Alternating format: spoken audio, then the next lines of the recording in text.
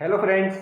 तो फ्रेंड्स आज हम हमारे जो भूगोल है, वर्ल्ड जियोग्राफी, उसके बारे में पढ़ने जा रहे हैं। और फ्रेंड हमारा लूसेंट जीके का ये जियोग्राफी का चैप्टर आएगा और बहुत इंटरेस्टिंग चैप्टर है। फ्रेंड जो टॉपिक रहेगा उस टॉपिक का नाम है हमारा पृथ्वी की आंतरिक संरचना। फ्रेंड्स आज हम जो हमारी अर्थ है, पृथ्वी है, उसके अंदर के बारे में जानने जा रहे हैं। कुछ प्रमुख पॉइंट्स हैं जो कि एग्ज़ाम में बन जाते हैं और एग्ज़ाम में आए भी हैं, तो आज हम उनके बारे में बात करेंगे।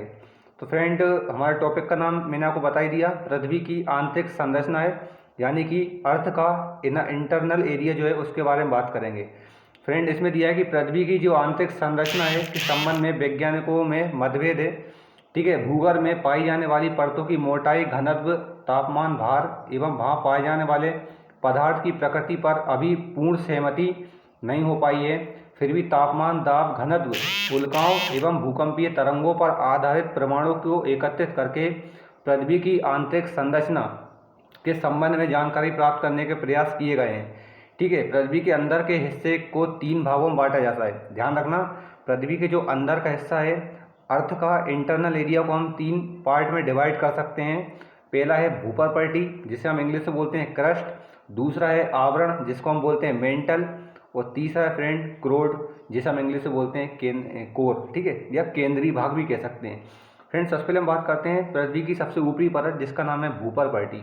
फ्रेंड पृथ्वी के ऊपरी भाग को भूपर्पटी कहते हैं। ये अंदर की तरफ 34 किलोमीटर तक क्षेत्र का एक क्षेत्र है। ये मुख्यतः बेसाल्ट चट्टानों से बना है। फ्रेंड जो पृथ्वी की भूपर्टी है, सबसे ऊपरी परत, भाई बेसाल्ट चट्टानों से बनी है। इसके 2 भाग हैं, एक है सियाल और दूसरा है सीमा। अब देखिए फ्रेंड, जो सियाल क्षेत्र है, इस सियाल एक शॉर्टकट में नाम दिया है। सियाल यानी कि सी से इसमें सिलिकॉन है, और सियाल आल से हो जाएगा एल्यूमिनियम।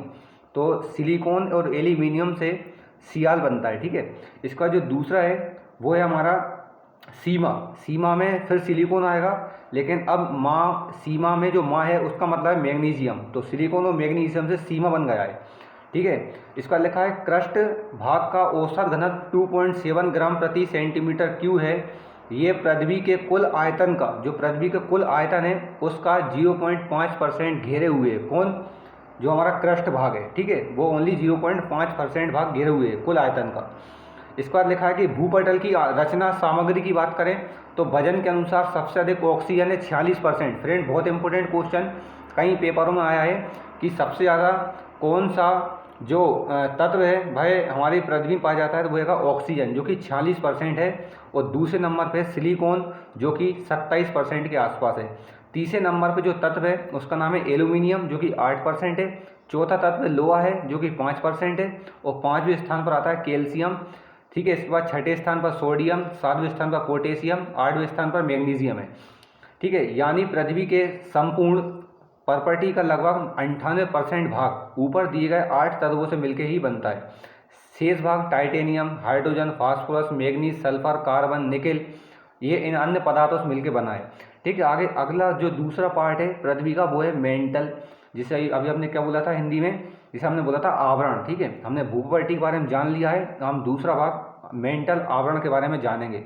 फ्रेंड मेंटल जो है वो 2900 किलोमीटर मोटा ये क्षेत्र मुख्यतः बेसाल्ट पत्थरों के समूह की चट्टानों से बना है। ठीक है, मेंटल के इस हिस्से में मैग्मा चेंबर पाए जाते हैं। ठीक है, क्या पाए जाते हैं? मैग्मा के चेंबर पाए जाते हैं। और इसका औसत घनत्व 3.5 ग्राम सेंटीमीटर क्यूब से 5.5 ग्राम सेंटीमीटर क्यूब है। ये पृथ्वी के कुल आयतन का 83% भाग गिरे हुए। फ्रेंड इंपॉर्टेंट क्वेश्चन है।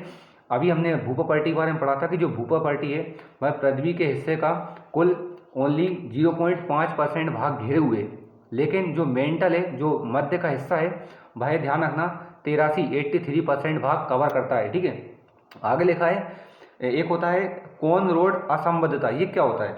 फ्रेंड कोन रोड जो असंबद्धता होती है वह ऊपरी क्रस्ट और निचले क्रस्ट के जो बीच का क्षेत्र है, ऊपरी क्रस्ट यानी कि ऊपरी भूपर्टी और निचली भूपर्टी के जो बीच का एरिया है उसको फ्रेंड कोन रोड असंबद्धता कहते हैं। ठीक है, इसके बाद इसमें लिखा है फ्रेंड मोहबिक डिसकंटिन्यूटी।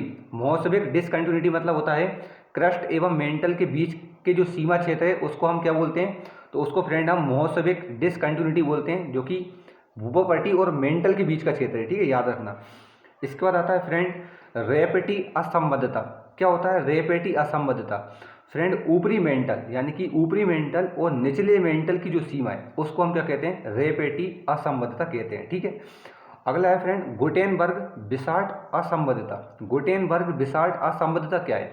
तो फ्रेंड इसमें लिखा है निचला मेंटल और ऊपरी क्रोड, निचला मेंटल और ऊपरी क्रोड के जो बीच का क्षेत्र है उसको रेपेटी असंबद्धता कहते हैं। ठीक है, आगे लिखा है फ्रेंड लेहमैन असंबद्धता क्या होती है? तो फ्रेंड जो लेहमैन असंबद्धता होता है वह बाह्य क्रोड तथा आंतरिक क्रोड के बीच का सीमा क्षेत्र होता है। बाह्य क्रोड और निचला निचला क्रोड जो होता है उसका जो बीच का क्षेत्र है उसको ही क्या कहते हैं, हम लेहमैन असंबद्धता कहते हैं। ये आपको याद रखना है फ्रेंड। इसके बाद आगे दिया है केंद्रीय भाग।